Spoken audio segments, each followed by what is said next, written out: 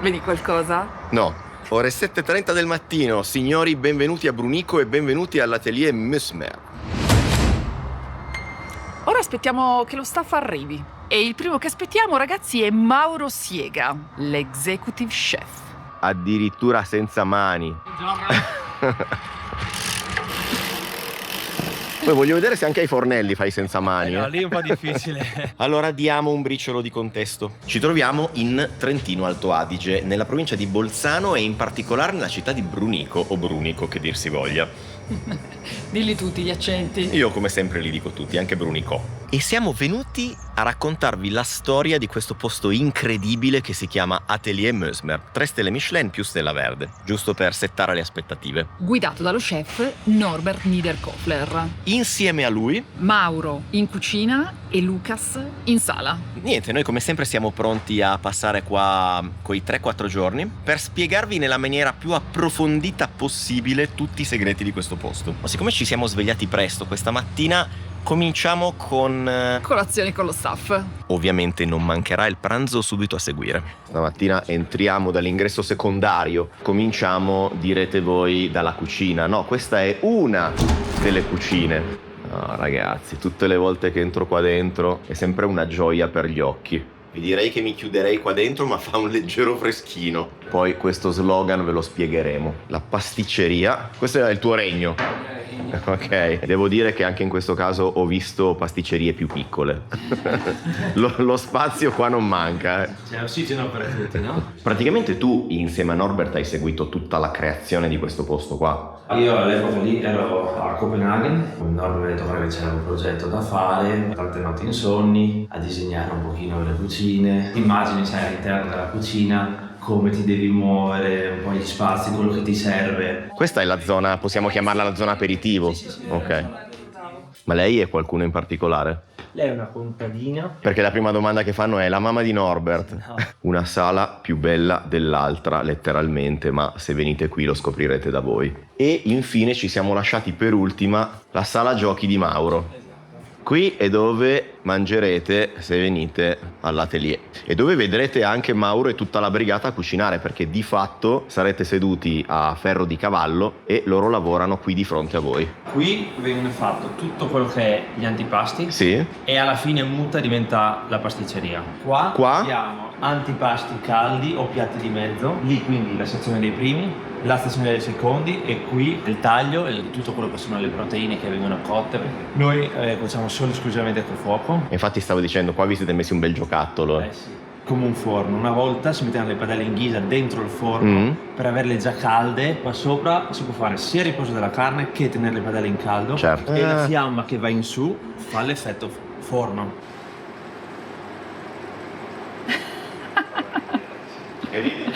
Perché i ragazzi si sono fermati, sono bravi. Nel frattempo si sta popolando la situazione, sono arrivati i ragazzi. Noi cambiamo il menù 4 volte all'anno, come le stagioni, no? Però all'interno di ogni stagione vai a modificare quello che sono un po' i piatti. Tipo l'insalata adesso ogni giorno sarà diversa. In aromatica non la trovi, le insalate sono diverse, le proteine, c'è il manzo quando è pronto, c'è quello, quando c'è l'agnello, cioè è la natura, devi adattarti a quello che è il ciclo. La costanza lavorando così non ce l'avrai mai in un certo punto, però è anche il bello di adattarsi, no? Le novità, cosa arriva prima, cosa arriva dopo. Vedi quello che ti scrive, abbiamo acetosa, puntine, quando non c'è come il menù di una volta cancelli. Quindi diciamo che non è come potrebbe pensare un cliente, che sei tu che chiedi al fornitore vorrei questo, questo e quell'altro, e lui che dice a te guarda che c'è questo, questo e quell'altro. Esatto. Vorrei far notare la galleria fotografica del telefono di Mauro Siega. Ah, carne, ok. Carne, verdura a seconda. Sì, Praticamente come la mia. No, ma ti prego, dimmi che domani prendiamo una cosa così. Queste insomma non è facile trovare. Certo. Dipende dalle zone, che questo è il bello. Cioè, un ombrellone da spiaggia, ragazzi. Nonostante sia piuttosto presto, la cucina è subito al lavoro in maniera piuttosto frenetica, devo dire, relativamente a quelle che sono tutte le preparazioni del servizio, del pranzo e della cena, e non solo, si testano anche prove, piatti per il menù futuro, diciamo così. Stai prendendo Questo che dopo facciamo l'olio, Ok. per arrostire tutta la parte della carne, Sì. prende sai quel buon sapore da grigliata, Sì. in infusione, andiamo a cuocerlo delicatamente. Viene un olio al barbecue. Perfetto. Quindi stamattina masterclass di macelleria con Mauro. Maialino per stasera per i clienti. Tu la mattina generalmente hai una routine fissa? No, dipende da dove c'è un po' più bisogno. Qualcosa che non spero di fare è stare in ufficio. Beh, direi che ti sei scelto un mestiere che non è un lavoro d'ufficio. Per fortuna. Ho un portafoglio per il compleanno. Voilà. Mi serviva un portafoglio in cotenna di maiale. Questi ragazzi non sono prosciutto crudo e prosciutto cotto. Questo è un crudo di cervo e questa qua è una lingua di vitello. Qui abbiamo una tigella, Sì? che sopra c'è questa insalatina di prosciutti. Ah, bellissimo. Abbiamo anche una pancetta di agnello che abbiamo fatto noi. La pelle di latte. Sì, poi facciamo un cannolo, una farcia a base di buon Enrico, di capra e ortica, poi chiudiamo, tagliamo e scannelliamo, ricrea un po' ricotta e spinaci, la crespella ricotta e spinaci. Quindi la pelle di latte funge da parte Involucro. esterna da involucro del cannolo, bellissimo. Teglione di granola, che sarà la colazione staff, giusto? Ogni mattina mettiamo sempre qualcosa di diverso, Quindi la colazione stamattina in cosa consiste? in tutte le alternative che abbiamo. Ok. Buona pure marmellata, qualche torta, un Buchten, quindi un classico dolce tirolese, gli occhi di bue Hai la challenge che devi fare cose buone e golose, ma con gli ingredienti della montagna. del territorio. Ma è sempre così la colazione perché ci siamo noi con le camere? dai, noi mettiamo sempre un po' di alternative. Ecco, diciamo che il compito del pasticcere, che non è mai un compito semplice, quantomeno possiamo dire che è un ruolo che gode del fatto che avete una stanza tutta vostra, mentre di là sono in 20 in una stanza poco più grande di questa. E quindi vuol dire che lui lavora da solo per 20? Sì, c'è anche questa controindicazione.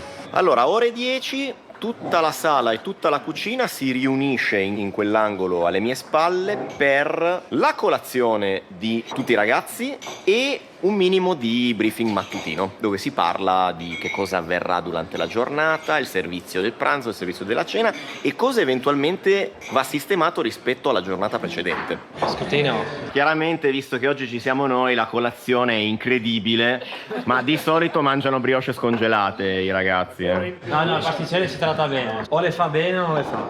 Buongiorno a tutti. Buongiorno. S1 una persona, no pesce no carne. S4 sono già stati. K1 nessuna allergia, ha un voucher e del posto. K2 una persona, aperitivo offerto tramite Hubertus. K3 nessuna allergia, fino adesso tutti tedeschi. Una generosa dose di crema pasticcera. Duro, va bene, c'è una... Una crema pasticcera da 10 lode, altro che. Scusate. E se la si mangia a cucchiaiate, cattiva non potrà essere. In pratica, al posto dei limoni, ci spiegava il pastry chef, ha messo la verbena, che è una cosa che la fa diventare incredibile. C'ha proprio un retrogusto citrico, come se ci fosse il limone. A tratti anche più interessante, secondo me. Basta, Franci, basta. Se vuoi ti faccio portare in pasticceria e ti spari la sac à poche direttamente in... Io mi metto in un angolo con una ciotola e un cucchiaio. Buon lavoro ragazzi. Buon lavoro.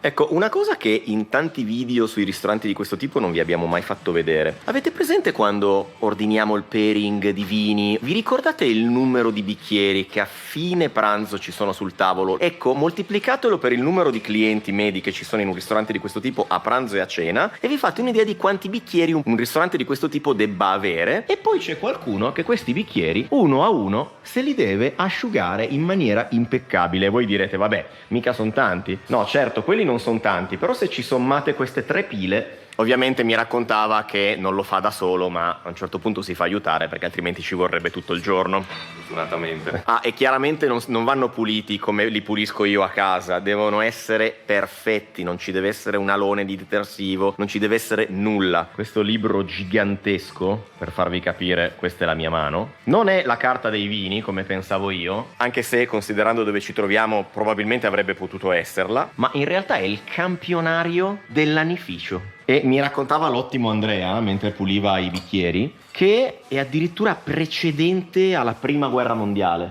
Un pezzo di storia, ragazzi. Anzi, smetto anche di toccarlo perché... Pasta con le zucchine. I piatti? Che facciamo per i clienti di solito sono più belli. Preparato da? Da Marcello. Ma lo staff meal non lo fai sempre tu, è a turno. Abbiamo i turni da rispettare. Testiamo la pasta con le zucchine di Marcello.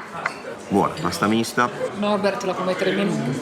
Questo non lo so, bisognerebbe chiederlo a lui. A me piace. Dovremmo fare un video con i best of di tutti gli staff meal dei vari posti. E ovviamente, come credo di avervi già detto in altri video, gli staff meal spesso in questi posti non vengono fatti sulla base di che cosa hanno voglia di mangiare quel giorno i ragazzi, ma ci si inventa qualcosa sulla base di quello che è avanzato, quello che non è stato cucinato, quello che non deve essere buttato. E quindi anche della zucchina abbiamo mangiato tutto. Dopo mangiato avviene la prova della linea, si verifica, si testa che tutte le preparazioni che poi andranno a finire nei vari piatti siano corrette, siano come devono essere. Un po' quello che vi abbiamo fatto vedere quando siamo andati da Paco Mendez. Tipo sui secondi ovviamente, tipo la carne non è che dobbiamo assaggiarla, Chiaro, nel senso, chiaro. guardi che sia porzionata giusta, che arrivi, che non sia ossidata. Però hai assaggiato questo che è? E la salsa della trota. Che finirà? Dopo direttamente col cliente al tavolo, così adesso in infusione. La trota stasera la cuociono. Una volta cotto questo è un elemento, poi ci va l'olio. Questa è la parte assaggiabile in questo momento. Esattamente. Ovviamente non ti mangi la trota. Esattamente. Ok. Invece questa crema che hai assaggiato tu che cos'è? Questa è una formaggella, formaggio affinando alla trigonella. Noi andiamo semplicemente a fare una mousse.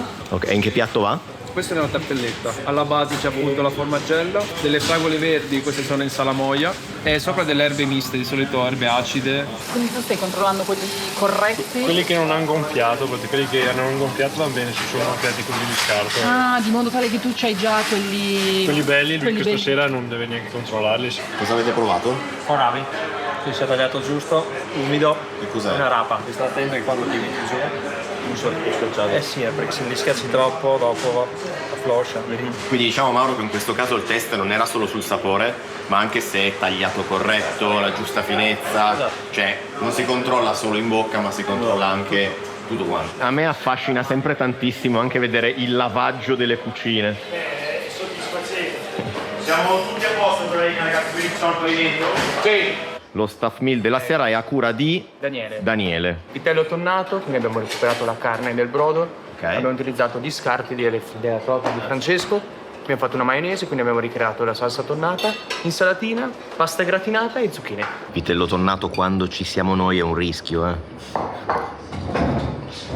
Bravo Daniele. E così come per i piatti del pranzo e della cena, stessa cosa succede per l'aperitivo. Ecco, mi segnalavano che a differenza delle prove che vengono fatte per il pranzo e per la cena, dove chiaramente non viene ricomposto completamente il piatto, ma vengono provati solo alcuni ingredienti principali, nel caso dell'aperitivo viene ricreato esattamente l'aperitivo in tutti i suoi passaggi.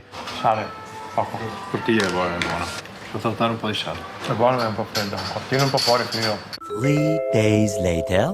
Siamo gasatissimi perché è 3-4 giorni che stiamo bazzicando nelle cucine dell'Atelier Mözmer e non vediamo l'ora, 1, di raccontarvelo e 2, di assaggiare finalmente i piatti che abbiamo visto preparare in questi giorni. Quando suonate succede questo. Buongiorno. Buongiorno. Arrivati. E voi direte, perché bussano dall'interno? Io pensavo fosse qualche sorta di rito dell'atelier, invece è semplicemente perché così non vi prendete la porta sul naso. Al vostro ingresso venite immediatamente portati, o chiaramente se è bella stagione, in questo giardino incredibile, dove cominciate con l'aperitivo. Per iniziare comitissa, la riserva di Laurent Martini è uno dei produttori di spumantistica probabilmente più interessanti della nostra regione. Classico blend, pino bianco, pino nero e chardonnay.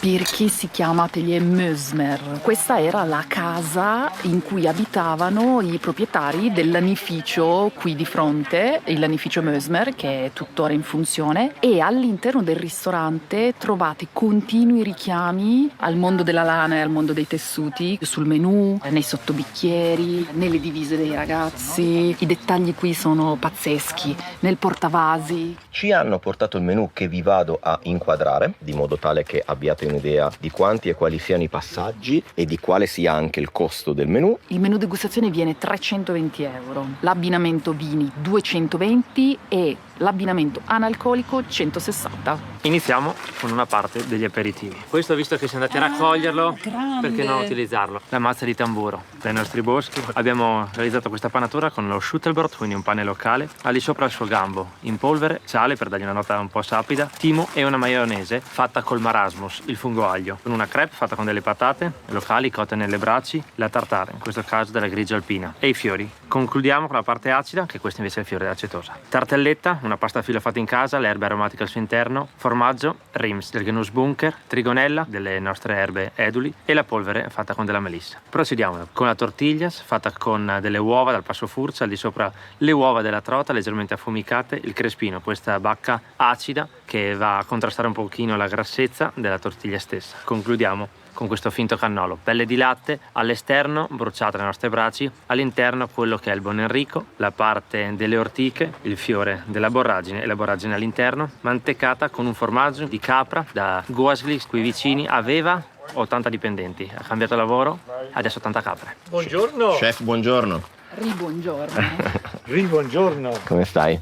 Fino a un quarto d'ora fa eravamo a colazione con lui, ma adesso vi spieghiamo tutto. È la mia prima mazza di tamburo e penso che non ne mangerò mai più una così buona. Guardate le lamelle interne, pazzesche. È croccante, morbido, con un vaghissimo retrogusto di aglio. Perché sì, ragazzi, ci sono anche dei funghi che sanno di aglio. E perché siamo diventati così esperti, direte voi? Perché abbiamo avuto la malsana idea di alzarci alle 5 e di andare insieme a Mauro e a un micologo, perché siamo delle persone responsabili, a caccia di funghi.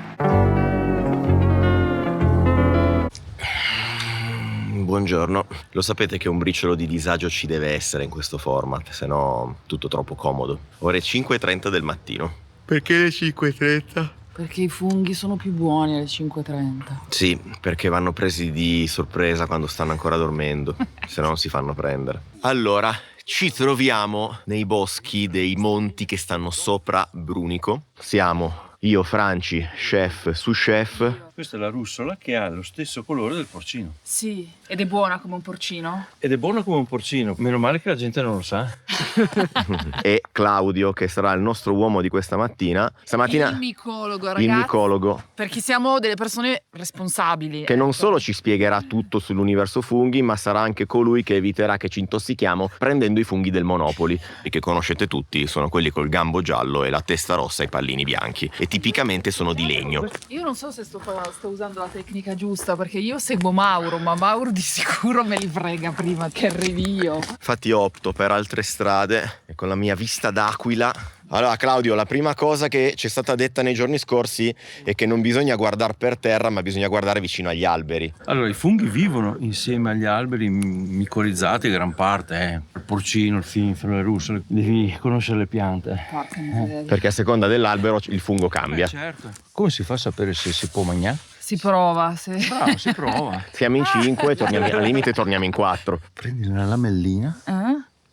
Se pizzica. Se pizzica. Non va bene. Ah, lo tieni solo sulla lingua e basta. Sì, Sulla punta, sulla perché punta. il piccante lo senti davanti. Ok. No, non pizzica. Le russole integriformi, una specie non frequente. Questo l'ho visto io, Questo potrebbe essere uno champignon vecchio.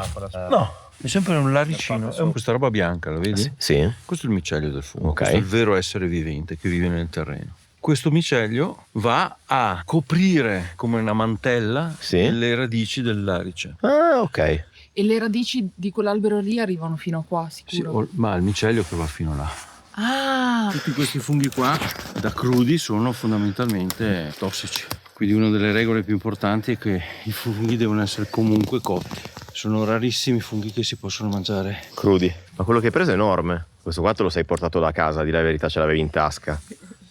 Sì, vedi? Questa è la vinosa, solo al margine del cappello, che rimane costantemente color vino. Manata di finferli. Famigliola di... È un Xerocomus, è una della famiglia dei boleti. Questo è giusto, vero? Brava. Con il bordo violetto. Bravissima. Quella è la vinosa. La vinosa, ok, non mi ricordavo. Brava Franci, il contorno di oggi ce l'abbiamo. Sì, è mezzo, però vabbè. Quando è che si viene a prendere i funghi? Non si viene tutti i giorni a caso, no? Sulla base di quanto ha piovuto, come funziona? Le prerogative per la crescita dei funghi sono umidità, pioggia, né troppo caldo, né troppo freddo, né vento. Il vento spesso può rallentare o bloccare completamente la crescita dei corpi fruttiferi. E quanto tempo ci mette un fungo a crescere? Pochissimo, perché sono già pronti sotto il terreno. Quindi il micelio prepara un giorno, già... 2 giorni? No, ci mettono una notte e vengono fuori. Senti cos'è? Mi sembrava un cortinario, ma non lo è. Cortinarius bruneus. E questo ti dà l'idea che c'è stato il vento. Questo fungo, diciamo che quando invecchia annerisce ed è stata accelerata dal vento. Stai raccogliendo come se non ci fosse un domani? Ma che finferletto, adesso si inizia. lo chef ha trovato i finferli che finiranno nella nostra insalata. Il tuo primo finferlo? Sì, direi proprio di sì. Vedrai, avrà un sapore diverso dopo quando lo mangi. Speriamo che non sia l'ultimo. Guarda che finferloni. Sì, ma se li trova Mauro, guarda là. Ma non lo dire, che così sembra che li ho trovati io. Lì che c'è ancora uno. Fungo aglio, microscopici. Guarda. Già, sa un botto d'aglio. Questo lo usi come insaporitore praticamente. È un porcino? È lui. No, ma guarda quanto è grande. È enorme! Prego, a lei l'onore. Lo schiaccia la terra un pochino, muovilo delicatamente. Svitalo e avvitato, Questo è più grande di quello che hai fatto prima la foto. Quindi... Esatto, questo si può rifare la foto insieme. Wow, ragazzi. È un pinicola. È un pinicola, sì. Non prendete esempio dalla mia raccolta perché io sto raccogliendo gran funghi a casaccio, probabilmente anche velenosi, ma fortunatamente ci sarà poi chi farà la cernita di quello che ho preso. Allora Mauro, ti prego, confermami che ho preso dei funghi velenosi, quello lì giallino. Dopo li proviamo assieme. Esatto. E vediamo chi resiste. Però facciamo un mischione dei miei e i tuoi, risottone, e mangiamo tutte e due. Ho anche una zuppa così proprio. Esatto. Va giù proprio meglio. Allora raga, questo l'ho visto io, non c'è trucco, non c'è inganno. E non è un porcino. È una cagata di un cervo. Non ti fare insultare, No. è marcio già. È marcio, porca e non è neanche un porcino. No, lo era. Lo era. Lo era. Vabbè, vale, comunque vale. Marcio, ma vale. Bellissimo ragazzi andare per funghi, il bosco è stupendo. Comunque la mia raccolta, che potremmo anche rinominare cestino da intossicazione alimentare, cielo. Però sono l'unico che ha trovato un porcino a parte Claudio. Il mio era marcio. Quantità per lui, non qualità. Voi quanti porcini? 0. Uno più grosso di te. No, quello lì l'ha preso Claudio. Già no, uno marcio. Cioè raga, guardate la situa. The King of the Mountain. E sul finale, mazza di tamburo per Mauro. Chiusa, adesso mettiamo in acqua e si aprirà. Non l'avete mai mangiata, hai detto, no? No. Di cosa sa? È molto carnoso, polposo. Ovviamente tutti quanti la fanno fritta, perché dimmi cosa non è buono frito. Certo. Dai, direi che ci siamo comportati tutti piuttosto bene. Allora, non capisco perché quelli del sous chef li hai travasati subito, i miei li devi controllare. Non si fida Mauro. La specie. Ecco, quindi volevo avvisare i prossimi clienti dell'atelier che se prendete dei piatti di funghi potrei averli raccolti io. Scatta una situazione granola. Mauro ha pensato anche alla colazione in macchina. Ragazzi, il bottino di guerra di stamattina, rigorosamente suddiviso per tipologia e specie. I più fighi di tutti secondo me, mazza di tamburo, guardate che belli. Finalmente dopo 3 giorni che vedo preparare in cucina tutti questi piatti, ora li mangio anche. Tartelletta, erbette eduli e il formaggio preso nel Genusbunker. Siete curiosi di capire cos'è il Genusbunker? Abbiamo un approfondimento anche su quello. Magari più tardi. Rimanete lì che tra un po' ve lo raccontiamo. Canolino ricoperto con la pelle del latte. Avete presente la pellicina che vi si forma sulla superficie del latte? Ecco, con quella ci hanno ricoperto il cannolo. È tutto così pazzescamente buono. Vi fanno fare il giro dell'atelier e vi raccontano la storia di questo posto. Dopodiché vi portano al tavolo o, come nel nostro caso, vi potete sedere direttamente al bancone in cucina. Opzione che, se presente, lo sapete, io come al solito vi consiglio caldamente. Vi sto servendo in questo momento il Summer Shot a base di sambuco nero, mela ed erbe aromatiche. L'obiettivo è quello di fare un pairing con il pairing nell'insalata estiva e rinfrescare il vostro palato e prepararvi per la portata. Qui iniziamo dunque il vostro percorso con la nostra insalata. Può sembrare banale, ma uno dei piatti più complessi che abbiamo nel menù, composta da tantissime erbe di raccolta, i piselli che arrivano dal Valentin, la calendula, un po' una collaborazione che abbiamo con tutti i nostri contadini. L'abbiamo condita con questo succo, una base di mela verde, acetosa e una parte di sambuco, in questo caso l'olio che va a aromatizzare. Troverete anche il Boletus edulis, il fungo che abbiamo raccolto, che è stato creato come chips per dare una nota croccante, parte di semi tostati. Completiamo con questo biscotto sfogliato, una riduzione di aceto balsamico di mela, dei lamponi e dei frutti rossi fermentati e sopra quello che è un po' il segno dell'estate, il perato fiorito. Un'insalatina, direte voi, ma l'avete mai vista così bella? Sentirete un sacco di volte durante il menù fare riferimento ai piccoli produttori da cui l'Atelier Mosmer si approvvigiona, e prima di entrare e farvi fare un giro insieme ai vari personaggi, perché sono pazzeschi, facciamo 2 parole con Norbert, con lo chef, a proposito della filosofia Cook the Mountain. Momento con lo chef patron, visto che siamo stati un sacco con Mauro Siega, ma c'è anche lui. c'è soprattutto lui in questo. Allora, la domanda che ti volevo fare era, vabbè, innanzitutto dare un attimo un contesto a questo luogo. Noi ti siamo già venuti a trovare a Sant'Ubertus, sì. Quindi sappiamo che è l'evoluzione di un progetto. Sai, ho fatto 29 anni a Sant'Ubertus, era un progetto che era finito per me lì. L'Atelier Meusmer nasce perché io vivo 100 metri da qua. E sono passato per circa 10 anni davanti a questa casa che era messa molto male e ho detto io un giorno faccio qualcosa qui dentro. Questa era la casa del direttore dell'azienda Meusmer, giusto? All'inizio era la casa proprio del signor Meusmer, Ok. che era un fabbricante di tessili di Vienna, poi c'erano i direttori, Ok. poi negli ultimi 15 anni c'era Josef Zoderer, era il scrittore altoatesino più importante. E voi avete praticamente ristrutturato tutto costruendo anche una zona nuova che è la zona delle cucine, giusto? La cucina è stata progettata da Mauro e da me e poi finito questo l'architetto ha fatto una casa di vetro a turno. L'altra domanda che ti volevo fare era il ruolo che hanno i giovani all'interno di questo progetto, perché ogni volta che noi ti incontriamo in giro, che sentiamo parlare di Atelier Meusmer, in realtà è un trittico, perché c'è Mauro, c'è Lucas e c'è Christophe. Quello che si percepisce da fuori è di un team. I tre moschettieri. Esatto. Io penso che Cook the Mountain è un progetto molto importante e per questo se io non lo passo avanti muore con me. Infatti noi qui all'atelier abbiamo un'età media di circa 26 anni. A me piace poi perché ti mantieni anche giovane. La cosa che noi apprezziamo e che è sempre difficile vedere è quando lo chef patron fa un passo indietro rispetto ai giovani e dà la visibilità a loro e la squadra e più delle singole persone. Ho sempre detto io sto davanti finché non siamo nelle acque sicure. Nel momento che siamo nelle acque sicure io faccio un passo indietro e questo lo sto facendo perché penso che è giusto dare lo spazio a chi lo fa. Io oggi ormai sono un po' imprenditore, non sono neanche più cuoco perché sai, in stagione noi arriviamo anche a passo 60 dipendenti, però io mi diverto, io sono qua, vedo il concetto Cook the Mountain che è stato scritto nel 2008, l'ho scritto così stretto che tu fai fatica a scappare, devi dialogare con la natura, devi vedere cosa c'è, con i contadini ed è una cosa molto problematica. Poi non ci sono agrumi. Poi non Perché ci sono, qui non ci sono, giustamente. qui e soprattutto a San Cassiano non c'erano agrumi, non c'è olio d'oliva e il quarto, uno di quello che è più importante, è oggi il no spreco. Queste cose qua sono state scritte, sono oggi ancora così, mai è stato cambiato una parola. Abbiamo scritto delle idee anche su dei fogli di carta. Dei fogli di carta, su dei tovaglioli, che ovviamente prima erano tutti molto scettici perché sai, noi eravamo 2 stelle, un concetto così tu riesci ad andare a 3 stelle o non riesci? Per me era l'unica possibilità perché eravamo totalmente diversi da tutti gli altri, perché non sei più paragonabile. E nel 2017 siamo arrivati super contenti perché Michelin ci ha dato la 3ª stella Michelin con un progetto che era completamente sostenibile ed era unico al mondo. Con questo messaggio qua noi abbiamo fatto vedere ai giovani che tu puoi andare a 3 stelle rispettando la natura attorno a te.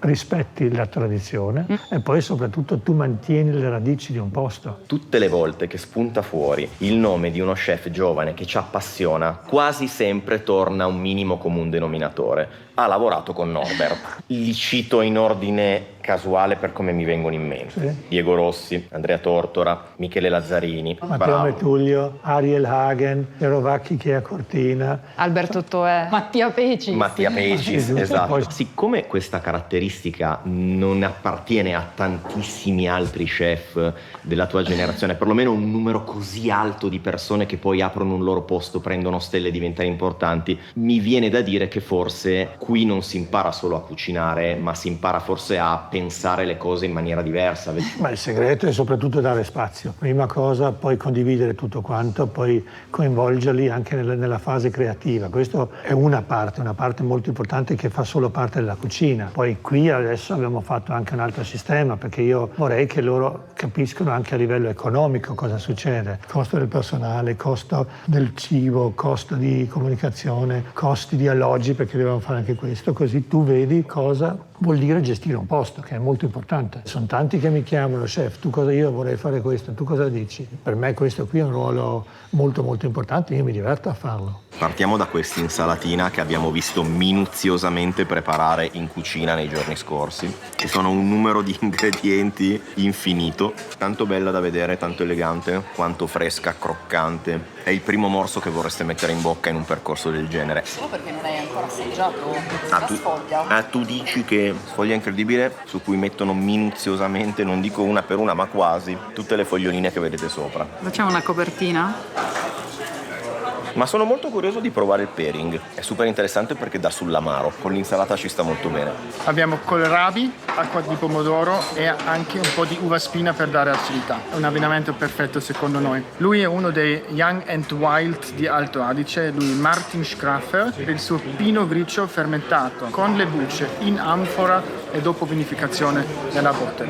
Un vino che non vive del frutto, vive più delle spezie. E qui proseguiamo con la nostra trota. Una trota che viene marinata e successivamente cotta con la tecnica confit in un burro aromatico. In questo momento il nostro Lucas vi sta servendo questa salsa all'acqua pazza, che è una tradizione dei pescatori quando usavano cucinare con dell'acqua di mare. In questo caso abbiamo voluto riprendere il concetto del mare con una colatura d'erbe, uva spina rossa e acqua di pomodoro, in modo da andare a riprendere la salinità e la freschezza di questo ingrediente. Questo piatto è bellissimo. Vederlo preparare è altrettanto affascinante. Oggi Francesco è l'addetto alla trota. Tra l'altro lui viene da Portofino, da Mattia Pecis, quindi se Mattia gli vede lavorare male la trota è un problema. Assolutamente. Questa è acqua di uva spina, viene estratta tramite questa distillazione a vapore sotto l'acqua, sopra questa camera, sopra lo scolapasta, diciamo, perché come uno scolapasta dove si mette la frutta. E in che piatto è? Dell'acqua pazza della trota. E tra una preparazione e l'altra incappi in delle tartatene incustodite. Devo anche confessarvi che negli scorsi giorni ce ne hanno allungato uno, quindi sappiamo già anche che gusto ha, veramente delicato, una nota acida super piacevole, curiosa di assaggiarlo con l'abbinamento analcolico. E trota sia. La cosa che mi fa ridere è che di tutti questi piatti non solo abbiamo visto le preparazioni che vi facciamo vedere, li abbiamo anche sbocconcellati però in maniera totalmente destrutturata e decontestualizzata, tipo che magari abbiamo assaggiato solo la trota, abbiamo assaggiato solo il succo, abbiamo assaggiato un pezzo di qua, un pezzo di là, ma il piatto completo e finito nella sua totalità lo mangiamo solo adesso. Trota morbida, la guarnizione sopra croccante che dà un morso super piacevole e il fondo acidino rinfrescante. Sta per arrivare una spudorata quantità di burro. Pane e burro. Una modica quantità di burro. Il challenge è finirlo tutto. Lasciamo il nostro pane e burro, un pane classico, un pane tradizionale, pane puccia. Che andiamo ad aromatizzare con cumino e semi di finocchietto appunto selvatici. E andiamo a fermentarlo con una pasta acida, sempre base segale, per ottenere appunto questo pane anche umido. Insieme al nostro burro di montagna, burro che arriva direttamente da Cristo. Andiamo a salarlo, montarlo leggermente per tenerlo appunto il più naturale possibile. Produzione molto limitata, quindi sentirete anche questo gusto particolare. Qui la nostra proposta analcolica, dato che abbiamo gli gnocchi di rapa rossa che stanno per arrivare, la facciamo assaggiare un concentrato di rapa rossa accompagnato con un pochettino di sedano rapa. La proposta alcolica invece si tratta di un flight di Pinot Neri, due delle zone più importanti al mondo, Baden e Borgogna. Dal Baden serviamo Bernhard Huber, uno dei produttori più importanti in tutta la Germania. Questa è la sua selezione di vecchie viti da tutte le sue vigne classificate Grand Cru. Invece qua da Humbert Frère il suo Premier Cru Poissonneau dell'annata 2020, siamo a Gevrey-Chambertin, anche qui è uno dei village più importanti di questa zona. E qui signori proseguiamo con il piatto più iconico in assoluto del repertorio del signor Niederkofler, lo gnocco di rapa rossa. Andiamo a rappresentare la vita della rapa rossa stessa che nasce dal piatto, un piatto che dal 2013 è rimasto intoccato. Stesso piatto design, stesso concetto, stesso impiattamento. Lo gnocco all'interno sarà liquido, perciò vi consiglio di non tagliarlo per nessuno al mondo e di prendere tutti gli ingredienti insieme, la terra realizzata con Schutterbrot e carbone vegetale, la crema al rafano e lo gnocco. Torniamo dunque su uno dei piatti che tanto abbiamo amato quando siamo andati al Sant'Ubertus, gran cavallo di battaglia e che quindi ritrovate anche qua. Sicuramente 5 non saranno sufficienti per soddisfare la vostra voglia nel momento in cui mettete in bocca il primo. Quello che mi manda fuori di questo piatto, il cuore raffanato dell'interno dello gnocco che è strepitoso. Li abbiamo visti preparare questi gnocchi e solo nel momento in cui li vedete saltare in padella già sbavate. Lo sapete che se mi dicono di non fare una cosa, io in realtà la faccio. Non dovete romperlo, ragazzi, lo dovete mangiare in un sol boccone. Io non ho resistito, volevo farvi vedere anche il cuore cremoso all'interno. Questo piatto è un extra rispetto al menù assolutamente da prendere. E se avete il lavoro già facilitato da una stradina, la scarpetta vi viene ancora più comoda. Ma veniamo a noi. Tra l'altro questo pane è una bomba, perché noi in questi giorni ci siamo imbucati anche alle colazioni e spesso i ragazzi mangiano alcune preparazioni che sono avanzate rispetto ai servizi precedenti, tra cui magari qualche pagnotta di pane. Hai bisogno di tarta a te, no? Se una non basta, andiamo alla seconda. Doppietta di rossi bomba. Adesso devi fare l'analisi temporale. Sei lucido per farla? Sì, ma non ho le competenze. Serviamo i rossi giovani e i bianchi vecchi. La nostra kombucha, succo di mela lasciato in infusione con la verbena, tutto fermentato con lo Scooby. Qua invece 2 vini, anche qui molto molto freschi, 2 Sauvignon, uno austriaco del Sud Steiermark prodotto da Temet, annato 2011, e uno dei migliori Sauvignon altoatesini della cantina di Terlano, Quartz 2013. Così abbiamo un piccolo paragone fra una zona molto fresca, di Lastiria, e qui l'Alto Adige, anche se è una regione di montagna, abbiamo ancora un clima di Mediterraneo. Il risotto che viene cotto nel latticello.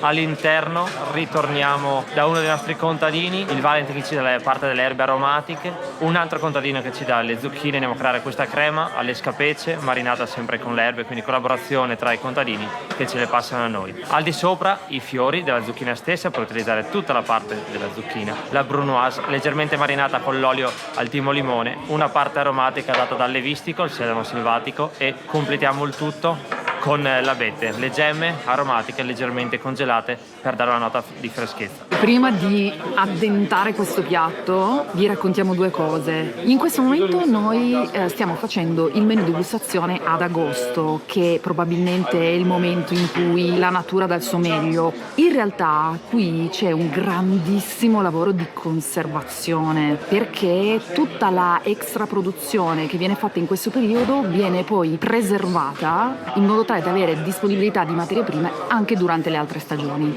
Il buon Mauro ci ha citato un sacco di piccoli produttori da cui loro si forniscono. Noi siamo andati a trovare Valentin, in realtà per scroccargli una colazione, ma poi anche per fare un giro nel suo orto.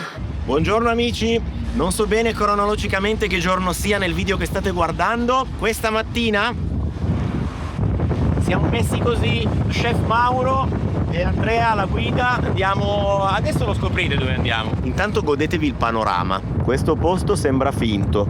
Ciao Giano, piacere. Ciao Valentin. Ciao Francesca. Ciao cagnolone, ciao. Siamo arrivati. Ah, che figata. Wow.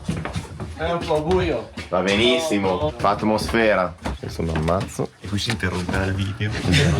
Scena horror. 300 anni per casa, ma quello non è. 300 anni? Sì. No ma ragazzi, ma che Quelle sono situazione le brioche di incredibile. ieri sera. Quello non è un poster. Che posto incredibile. E che colazione incredibile. Ma qui la colazione è così tutti i giorni perché torno domani, Ma a che ora ti sei alzato stamattina? 5:30. Quindi è la tua seconda colazione? Sì. La terza? Un po' ho già preso prima. Che tipologie di animali hai? 2 vitelli, Sì. 2 bue, 2 tori, 2 mucche. Come l'arca di Noè, li prendi tutti a coppie. Ok. E una Bello. ventina di galline, 3 o 4 maiali. E tu hai sempre fatto questo? No, da 10 anni. Io sono giardiniere. Abbiamo fatto alcuni estati in Malga e lì abbiamo preso un po' fuoco per gli animali, no? Abbiamo cercato in tutta l'Alto Adige un posto. Il cielo voleva che veniamo qua. Abbiamo una brioche, un Buchtern, classico dolce da condivisione, torta, linzer, lamponi all'interno, pane grano arso e poi varie vasetti. Abbiamo granola, abbiamo lo yogurt appunto da Christoph, il burro e poi le composte. Ne ho messo tanta solo per il video, Latte a chilometro -1. Munto a mano. Munto a mano. Di una mucca. Prendete il pane, aprite il burro. Solo come affonda il cucchiaino. Una generosa dose. Poi passate alla marmellata, che in confronto è una cosa che fa bene. Ragazzi, questa marmellata di pesche... Ma gliela stai finendo già. Una volta iniziata conviene finirla. E ora vai a scalare una montagna. Nel prossimo video. Qui le api hanno casa con vista. Patate a destra, patate a sinistra. Profuma di camomilla. Questo è amaranto. E quello lì rosso invece? Anche amaranto. Anche amaranto, tutta una fila di amaranto. Mentre quelli lì sono cavoli? Sì, li usiamo per fare i crauti fermentati. Ah, ok, che qui vanno alla grande. Però devo dire è super ordinato, eh. Ma quelli lì sono tipo papaveri, cosa sono? Questo è papavero. Ah, papavero, vedi? Uso per i semi. I papaveri, ragazzi. Qualche cipolla. Non so se qualcuno di voi lo aveva già visto, per me è la prima volta. Queste sono piante di tabacco. Mauro, abbiamo fatto la spesa? Sì, pisellini, caramelle, che sono le caramelline naturali. Belli. E poi ti sei ciulato due fiori di cipolla. cipolla. Ma questi li usi? Nella tartarina stasera. Ah, ok. Allora, per domani? Grazie Valentino, complimenti. Ciao Cagnone. Moments later. Approfondimento formaggi affinati nel bunker. Ci sono formaggi che tu affini per altri. Sì, adesso sono ancora dentro 2%. Ok, e poi ce ne sono alcuni che invece sono tuoi. Se è possibile prendo formaggio e latte crudo. Ma sono tutti piccoli produttori locali? Quelli che... Locali nessuno, perché nessuno ha la mia filosofia. Ok. Noi in Alto Adige la cultura di fare formaggi stagionati e non abbiamo. Occhio alla testa. Quanto è grande qui sotto? Qualche metro, vediamo. Un bel po' mi sa. Abbiamo il 100% di umidità e la temperatura costante tutto l'anno tra i 10 e 10,5 gradi. Io volevo avere 6-7 tipi disponibili tutto l'anno e 2-3 tipi un po' limited edition, tipo il pallone di Gravino. L'anno scorso mi ha dato 100 balloni, poi ha detto per quest'anno mi servono 200, ma mi ha mandato 50. C'è un profumo di formaggio fortissimo. Lunghissimo. Non finisce più. Ma quanto è lungo? Non si vede la fine. Siamo alla teniera. Magari come passaggio segreto da sotto, no? Quante forme hai? Adesso ci sono dentro più o meno 18 tonnellate, 3800 forme. Ma tu sei solo a fare tutto questo lavoro? Adesso da febbraio un ragazzo che mi aiuta. Fino a un anno fa avevo un apprendista, 84 mio papà. E il lunedì giriamo sempre tutti, è il giorno di giratura. E quanto ci metti a girare tutto? Un giorno? In 5 ore più o meno. Quanto rimangono qua? Dipende dal prodotto, minimo 6 mesi e massimo un anno e mezzo. Le muffe lieviti che ci sono qua dentro, quella microflora unica che c'è adesso, fa non soltanto l'aspetto del formaggio ma anche il sapore, no? Perché tanti nella zona diciamo tedesca, soprattutto quando il formaggio ha le muffe, il formaggio non è più buono, le muffe sono velenose, si muore subito. Quando vai in Francia, se il formaggio non ha le muffe non è neanche buono. Esatto. Perché tanti della Germania quando entrano qua, ma cosa fai con quel formaggio? Lo puoi mangiare ancora? Lo dico poi sempre no, lo devo buttare via, non è più buono. E i francesi quando entrano qua impazziscono. Ma bunker infinito di formaggi, c'è un'umidità del 1000%. Questo è il pallone di Gravina e quello lì Questo è il pallone di Gravina, ma è irriconoscibile. fa anche dal sapore. Non lo conosci più. Mi scatta la degustazione. Molto bello questo bunker che tra l'altro risale alla prima guerra mondiale, dove affinano un botto di formaggi. Lui si chiama Hubert Stockner e se volete organizza visite con degustazioni esattamente come l'abbiamo fatta noi adesso. insieme allo chef. Sì, non so se magari non so se lo chef è compreso, però Vabbè, prima lo assaggio senza mescolarlo perché mi dispiace un pochino, poi lo mescolo. Mamma mia, che gusto pazzesco, buonissimo. Io ho visto mentre in cucina facevano le zucchine alla scapece e non vedevo l'ora di assaggiare questo risotto. zucchine crude, zucchine che friggono, zucchine fritte, zucchine frullate. Questa dovrebbe essere la base del risotto che andremo a mangiare. Io non mi abituerò mai, nonostante ne abbiamo fatti un po', a vedere queste brigate di ragazzi poco più che ventenni, super affiatati, super competenti, che ti lavorano davanti e ti impiattano mentre tu mangi. Noi in questi 3 giorni li abbiamo seguiti praticamente anche in bagno ed è incredibile pensare che portino avanti una realtà come questa con 3 stelle Michelin e al numero 20 della World 50 Best, cioè noi oggi stiamo mangiando nel 20° ristorante migliore al mondo e sono ragazzi super bravi, super appassionati. Francia, hai qualcos'altro da dire? Per ora no. La nostra proposta analcolica, Feral, è un progetto con cui collaboriamo già da 2 anni. Sono dei giovani ragazzi della provincia di Trento che hanno avuto questa brillante idea di fermentare del succo di rapa rossa con dei batteri lattici. Si tratta di una bevanda piuttosto complessa e strutturata, infatti viene anche aromatizzata con un pochettino di pepe e un pochettino di chips di rovere che vanno un po' a ricreare la complessità di un vino. La proposta alcolica di Walter Schulien produce solo 5 barrique all'anno, un blend di 70% Cabernet Franc, 30% Merlot. Ci è piaciuta così tanto che abbiamo chiesto se potessimo comprare la botte intera. L'abbiamo imbottigliata noi stessi, 280 bottiglie che sono tutte nella nostra cantina. Il nostro diaframma scottato velocemente sulle nostre braci appunto non è un taglio ricco di grasso, anzi piuttosto tosto. Dato che appunto manca questa parte di grassezza, abbiamo aggiunto queste fettine di lardo al di sopra e tutto servito con questa salsa koji a base di legumi fermentati qua nel nostro ristorante, accompagnati anche con un pochettino di aglio orsino. Bene, il diaframmino è roba mia.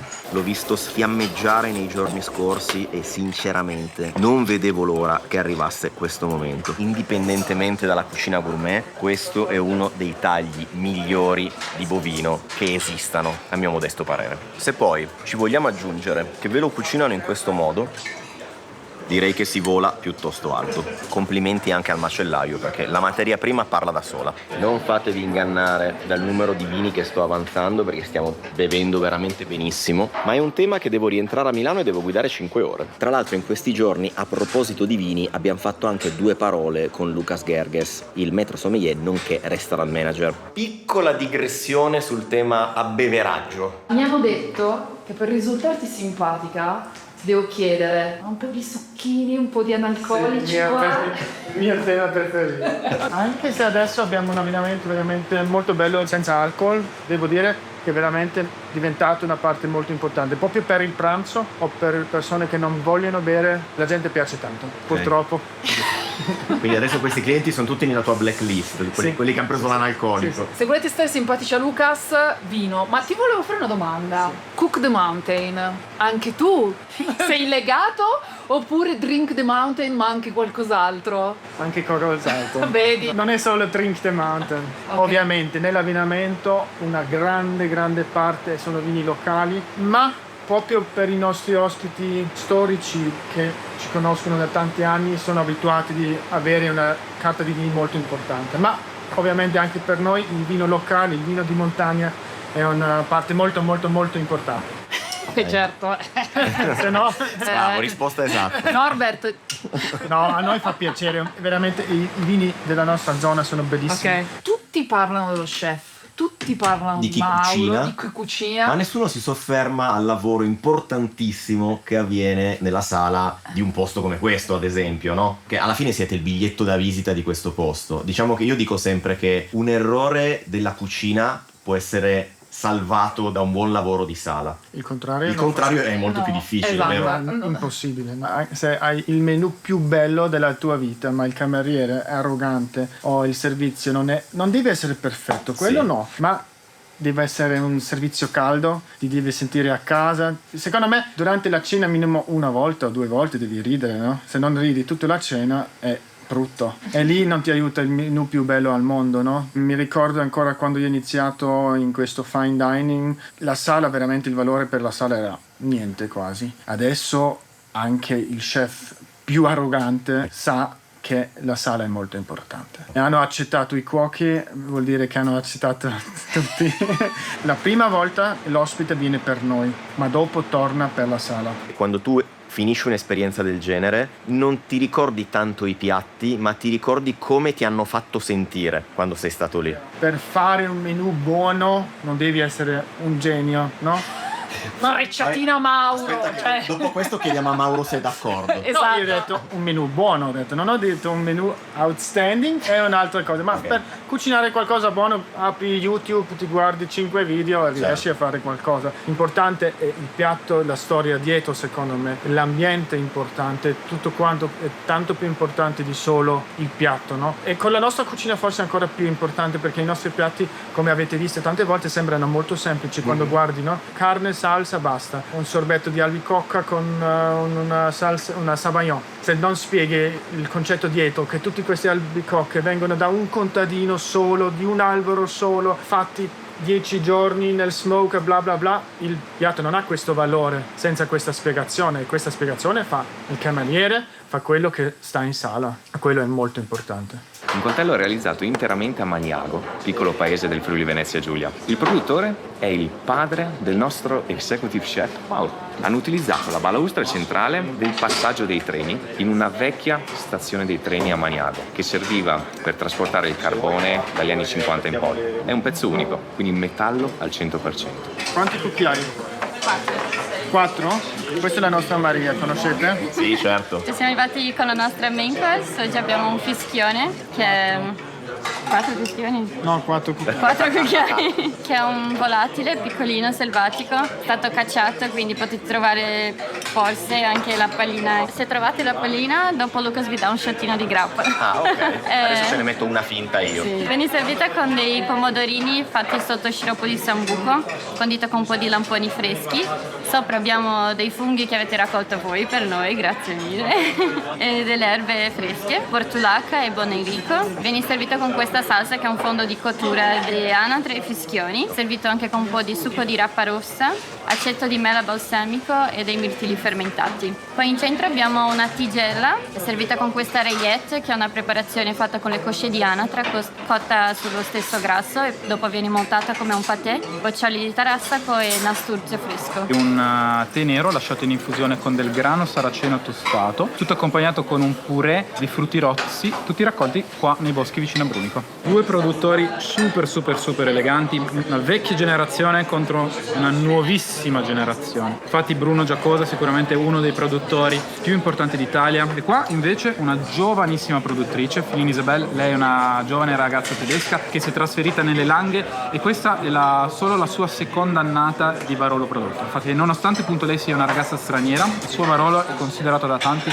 decisamente molto fine, ma soprattutto molto tradizionale. Lo chef è appena arrivato dicendo: attenzione che qua c'è il misto bosco del Cestino di Giano, quindi Quello che ho raccolto mi magno. no, non è vero ragazzi, la proteina cambia in continuazione, quindi qualche giorno fa c'era, Maialo. sì, come si chiamava però Come si chiama il maiale non lo so. no, Non credo gli abbiano dato un nome. no, stai zitto. Qualche giorno fa c'era l'onza di maiale, pazzesca, siamo anche riusciti a rubarne un pezzettino nascondendoci dietro la cucina. Inquadra un po' queste lonze. Io ho delle lonze così belle, sembrano finte. Diciamo che da qua più o meno tireremo fuori un tavolo da 2. Ah, 2 porzioni? Massimo 3. Ok. Diciamo che cerchiamo un po' di lavorare sul tavolo direttamente, in modo che la carne non stia ferma. La cottura va fatta sull'intero, non puoi certo cuocere un cubetto grande. Esatto, preferiamo, cioè il più possibile, per tenere un po' più succosa la carne. Il secondo è la variabile di tutti i giorni. Ok. Domani ci sarà il manzo, penso. Questo maiale mi avevate fatto crescere l'hype, mo mi dici che non me lo date. Ma sono sicuro che il sostituto spaccherà pure lui. Però ormai ci avevo fatto la bocca alla lonza. Lo rubiamo a un cliente. 2 hours later. Noi eravamo venuti per fare il menù degustazione davanti, ma lo stiamo facendo anche nel retro.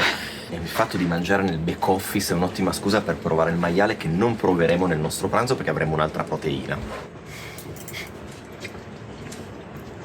Ti prego. Mentre oggi c'è il fischione. Cos'è il fischione, Franci? Il fischione è un volatile selvatico che viene cacciato. Ci hanno anche detto: attenzione, potrebbero esserci i pallini, però se li trovate, sciottino di qualcosa offerto. Focaccina pazzesca. Mi sono fatta anche una chiacchierata con Andrea, che insieme a Manuel sono le 2 persone che sono in questo momento concentrate sulla definizione del nuovo menù. Super interessante la genesi di un nuovo menù, perché in un posto come questo i piatti sono in continua evoluzione. Quindi tu praticamente non stai seguendo la linea, stai facendo solo... No, noi stiamo facendo i 2, facciamo da oggi in poi, iniziamo a preparare tutti o elementi singoli o prove per le idee di nuovo menù. 2 o 3 settimane prima vogliamo dare tutti gli elementi pronti ai ragazzi, in modo che anche loro mettano le mani già sulle robe del prossimo menù e inizino a provare con le ricette già pronte. E chi è che lo prova il menù nuovo? Proviamo tutti, sia sala che cucina.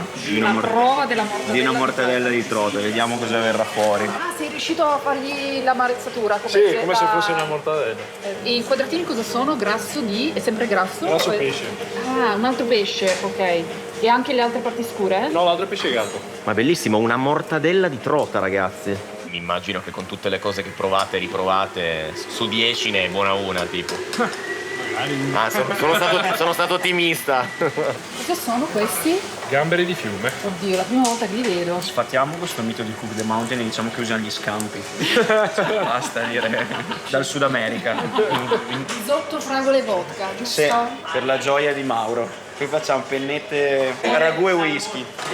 O panne e salmone anche. Per quelli che non capiscono le battute, è una battuta. Per la cronaca è appena arrivato Mauro che ci ha portato il pallino che era presente proprio nel nostro fischione, che ovviamente lo chef molto minuziosamente ha scovato e ha rimosso. Quindi non ho vinto la grappa perché me l'ha trovato lui, non ho ben capito. Se l'è bevuta lui la grappa. Come direbbe l'ottimo Ale Perricone, vino da finale di Champions League. Serviamo un'altra kombucha, spero che non vi dispiaccia, sempre fermentata con lo Scooby, prodotta con dell'albicocca, dato che proprio abbiamo un pre-dessert all'albicocca. Noi lo chiamiamo il nostro Bellini di montagna, utilizziamo un sidro e al posto di utilizzare il classico succo alla pesca, utilizziamo un succo di mela con un 20-30% di albicocca all'interno. Kombucha all'albicocca, molto curioso. Frizzante, zuccherina, wow, anche questo buonissimo. Sidro ancestrale alla mela, mela cotogna e mela e albicocca. L'albicocca e l'atticello.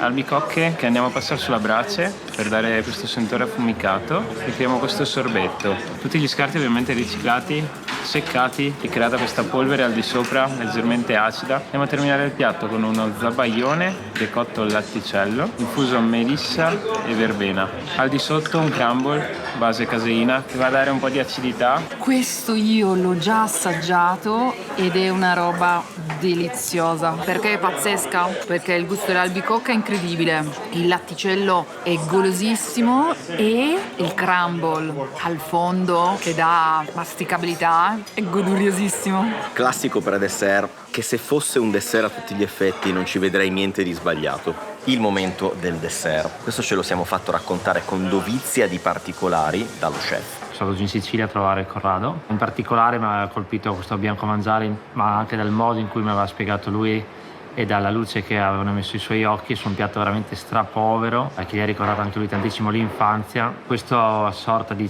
budino con latte di mandorla e al di sopra ci mettevano qualsiasi cosa che era povera, quindi un fico d'India o un'arancia, che comunemente trovi anche per strada. Allora ho detto, perché non provare a farlo anche qui noi in montagna? Ovviamente non c'è il latte di mandorla, quindi bisogna andare a trovare un altro ingrediente, no? Fortunatamente qui in primavera abbiamo la fioritura dei ciliegi a grappolo che ricordano molto la mandorla amara, quindi mi ha fatto un'infusione con il latte, l'infusione con questi fiori ciliegio e da lì va a rilasciare quello che proprio ricorda il latte di mandorla, un po' la parte amara. Dopo di sopra ci abbiamo messo un po' di ribes bianco molto presente in montagna per dare un po' anche una nota di acidità, ma l'albume abbiamo usato per fare la meringa e un popcorn fatto col fior di latte. Noi giochiamo sulla parte cromatica del bianco e andiamo a mettere comunque degli ingredienti tra virgolette semplici come l'albume, anche poveri in questo caso, al di sopra del bianco mangiato. Effettivamente l'omaggio a Corrado Assenza ci sta. Nonostante gli ingredienti, non è un dessert che spinge tantissimo sulla dolcezza. È abbinato con questo vino qua. Kefir di latte e sambuco. Partiamo dalla stessa base di latte del nostro bianco mangiare che andiamo a fermentare e poi, essendo che la nota acetica del kefir si alza un po', la andiamo a equilibrare proprio con il nostro sciroppo di sambuco. Probabilmente è una delle cantine più importanti della nostra regione, soprattutto per quanto riguarda questa varietà, ovvero il Gewürztraminer. La cantina Tramin è una delle cantine più famose in Italia proprio per il loro Gewürztraminer spettlese e ha un bello livello di acidità, questa concentrazione viene data proprio dall'invecchiamento in vigna della Botrytis. Un altro grande classico, la tarte tè, fatta con mele locali, una sfoglia, burro e tanto burro di montagna. L'andremo a servire con lo yogurt di uno dei nostri contadini, Christoph, 12 mucche, fa solo latte. Andiamo a preparare questo mock cocktail a base del nostro concentrato di mela, andiamo a ridurre finché non diventa quasi una melassa e l'intento è andare a richiamare qualcosa che fosse simile al gusto della nostra tarta tè, che utilizziamo albero. Lo va a richiamare il di Salomon, essendo che ha questa parte un po' di amaretto, un po' di mandorla amara, le petit, in questo caso il Petit Mansell, una varietà che è autoctona del sud-est della Francia. Parliamo di una vendemmia ultra tardiva, quando praticamente le vigne sono o sommerse dalla neve o comunque sono in ben parte ghiacciate. L'uva è completamente affetta dalla Botrytis, che è la muffa nobile che va a caratterizzare proprio il gusto di questo vino dolce. Il pastry chef si chiama Alessio Billeci ha studiato al liceo artistico Andrea Tortora e questa info dovrebbe già bastarvi. Segnatevi questo nome perché secondo me si parlerà di lui in futuro. Questa è una mia scommessa. E a questo punto potete morire felici. Ragazzi, la tartatin purtroppo non fa parte del menù degustazione e purtroppo la dovrete ordinare extra. Tipo tacos. Franci, shame on you. Guarda come mi sono comportato bene io. Mi dai una mano, per favore? Mi sei caduta sulla tartatin. È buonissima, ma è tantissima. Ma soprattutto è buonissima. Sì. Tra l'altro, a proposito di dolci pazzeschi, ci siamo dimenticati di dirvi che questa mattina abbiamo fatto una delle colazioni più buone degli ultimi tempi all'Ansitzhöfler, sempre by Norbert Niederkofler. Colazione ampiamente guadagnata perché in realtà siamo saliti su in montagna a farci una sgambettata in bicicletta. Amici, buongiorno. Vi ricordate il disagio di alzarsi presto la mattina per andare a raccogliere funghi? Sembra ieri, invece è oggi, perché il vero disagio è aver deciso di andare in bicicletta con Marco Pantani e Eddie Merckx qui alle mie spalle. Non so se ce la faremo, non so se arriveremo, oggi avremo anche un pranzo da portarci a casa, per cui incrociamo le dita. E buona biciclettata a tutti. Ora, siccome io e Franci siamo quelli svantaggiati sia fisicamente che psicologicamente, per noi gran bici elettrica, io sono già a turbo 100%, Franci non lo so. Anche io. Mentre Mauro e Lucas sono quelli muscolari. 5 minutes later. Come andiamo, Franci? Ma sono i primi 5 minuti, mi sembra un po' prematuro. Siamo partiti con una salitissima. Io ho l'elettrico già al 91%, Fahrzeit, che non so cosa voglia dire. Mi va di faticare. Un saluto a tutti i ciclisti puro sangue che non credono nell'elettrico. Forza ragazzi, spingere! Che c'è una c'è una colazione che ci aspetta. Minchia che seri, raga. Tra l'altro, per chi non lo sapesse, Lucas nel tempo libero, quando non ha niente da fare, si fa gli Ironman. No! Come no? Ho scoperto che fai gli Ironman. No, io faccio il Ötztaler Marathon. Ah, vabbè. Voglio fare un Ironman. Comunque una cosa leggera per tutti, diciamo così. Insomma, tra loro e noi nessuna differenza. Chiaramente è inutile dirvi quanto sia figo pedalare qui. Arrivederci a tutti su Tirol Alto Adige. Auf Wiedersehen. Cioè, ma dove stiamo pedalando, raga? Quel puntino là con le braccia alzate e Franci, che si bulla di essere arrivata per prima. Chiaramente con il doping equivalente a quello che sto usando io, cioè questo fantastico elettrico. Quanto siamo dei cheater! Io non mi vergogno per niente. Viva l'elettrico e chi l'ha inventato. Tieni un attimo che faccio vedere ai ragazzi che siamo giunti allo Staller, al passo Stalle. Boh, easy, cosa dici? Sì, onestamente pensavo che, cioè, adesso ovviamente sì, lo diciamo a Mauro e Lucas. E glielo diremo. Ci sputano nel piatto. Ma certamente. Ma dici che siamo già arrivati? Eh sì. Era qua che dovevamo arrivare? Eh sì. Ma solo? Ma minchia, ma sbiciclettiamo almeno fino a lassù. A sto punto. Eccoli. Eccoli, guardali. Raga, sono marcissimi. Ma d'altronde loro hanno il fisico e io ho il fisico di un sollevatore di polemiche. Guardali, belli da matti. Grandi. Adesso sei in Austria. Cioè, raga, da qua in poi è tutta Austria. Casa mia, Ostirol. E quindi voi vi sparate questa situazione qua, non tutti i giorni, ma dite... 4 giorni a settimana? Ma tu di che lo fai tutti i giorni? No. Un po' di sfogo ci vuole, no? Prima del servizio. Guarda che giornata che è venuta fuori. Bene, e quindi... Caffettino, io ho ancora la batteria al 78%, potrei rifarla altre 5-6 volte questa salita. Si rientra, ragazzi. Discesona finale, non ve l'ho inquadrata perché era bella ripida e c'era da tenere le mani belle sui freni. È stata una pedalata super bella. Sgambettata terminata, scatta una situazione colazione molto interessante, ma noi dobbiamo comportarci bene perché a pranzo ne scatta una ancora più interessante che voi starete già guardando, perché questo sarà un flashback. Rieccoci. Chiaramente c'è chi è tornato in auto e c'è chi è tornato in bici, perché quello che non vi abbiamo detto, ragazzi, è che questa notte abbiamo dormito in questo posto incredibile che si chiama Ansitzhöfler e stamattina ci facciamo colazione. Una casa del 1500. Questa è la situazione della colazione, ragazzi. I salamini tipici locali e infine lo speck di Lonza Steiner. E poi volendo c'è ancora la carta. Beviamo qualcosa, non lo sappiamo neanche noi. Quindi adesso andrete a utilizzare il vostro palato, la vostra memoria e a dirci cosa potrebbe assomigliare a questo piatto. Attenzione. E soprattutto ad indovinare gli ingredienti. Divertimento o sputtanamento? Allora io la butto già lì prima ancora di assaggiare, solo al profumo tiramisù. Ovviamente rivisto in versione Mauro Siega e Alessio Billeci in chiave Cook the Mountain. Andiamo all'assaggio. Al caffè c'è di sicuro, c'è un crumble in fondo, assaggia la pallina marrone da sola. Cos'è? Non ho più pallina per cui non posso più assaggiarla. Assaggio un po' della tua, perché secondo me sei un figo se azzecchi questo ingrediente qua. E non ce l'avremmo potuta mai fare. Il lupino peloso di Anterivo. Voglio che mi scriviate nei commenti se c'è qualcuno che lo ha mai sentito nominare. Vi sfido. Giunge il momento della piccola pasticceria. Di norma in questo caso vi chiedono dove preferite consumarla, quindi potete o rimanere dove siete o andare nella sala predisposta all'aperitivo alla piccola pasticceria, o come nel nostro caso se è una bella stagione, perché non tornare in giardino? Iniziamo con la parte degli aperitivi di nuovo.